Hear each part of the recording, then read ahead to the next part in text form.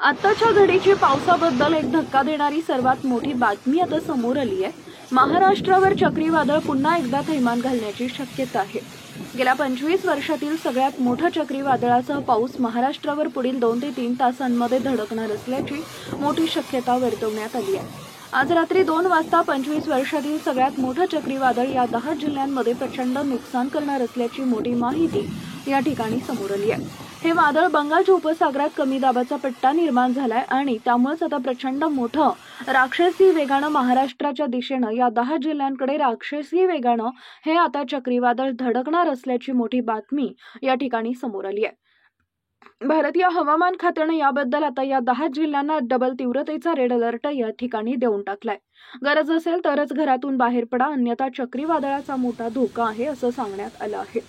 गेल्या 25 वर्षातील सर्वात मोठं हे चक्रीवादळ आहे। त्यामुळे आता प्रत्येक नागरिकांनी विशेषतः शेतकऱ्यांना सतर्क राहण्याच्या सूचना प्रशासनानं सांगितल्यात। सरकारनं अर्जंट आदेश आता जाहीर केलाय। या चक्रीवादळाचा फटका महाराष्ट्रातील फक्त या 10 जिल्ह्यांना सर्वाधिक बसणार असल्याचं सांगितलंय। राज्य शासनानं आता ऑगस्ट महिन्यामध्ये 3 तारखा सुद्धा जाहीर केल्यात। या 3 तारखांना राज्यभरात सर्वाधिक या 10 जिल्ह्यांमध्ये नुकसान होण्याची शक्यता वर्तवण्यात आली आहे। आज रात्री 2 वाजता हे चक्रीवादळ 10 जिल्ह्यांमध्ये घुसण्याची शक्यता आहे या ठिकाणी आता वर्तवण्यात आलेली आहे। आता सर्वच नागरिकांनी या ठिकाणी विशेषतः शेतकऱ्यांना सतर्क राहण्याच्या तसेच आता सुरक्षेच्या सूचनांचं पालन करण्याचं आवाहन या ठिकाणी आता करण्यात आले आहे। राज्यात ठिकठिकाणी आपत्कालीन परिस्थितीची सूचना या ठिकाणी देण्यात आल्या।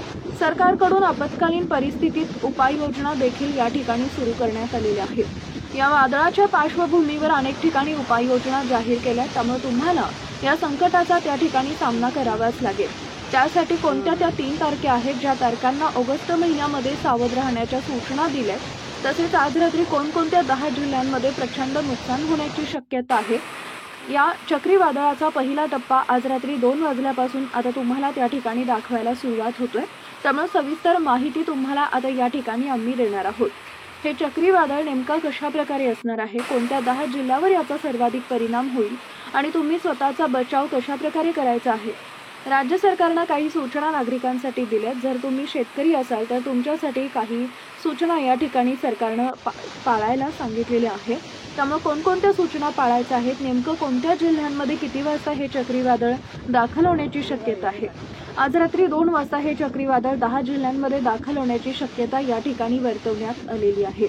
आता बघा, या ठिकाणी हे चक्रीवादळ बंगालच्या उपसागरात तयार झालेल्या कमी दाबाच्या पट्ट्यामुळे तसेच समुद्राच्या पृष्ठभागावरील तापमान वाढीमुळे कमी दाबाचा पट्टा निर्माण झालाय, जो प्रचंड वेग धारण केलाय। त्यातून महाभयंकर 25 वर्षातील सगळ्यात मोठं चक्रीवादळ या ठिकाणी निर्माण झालंय।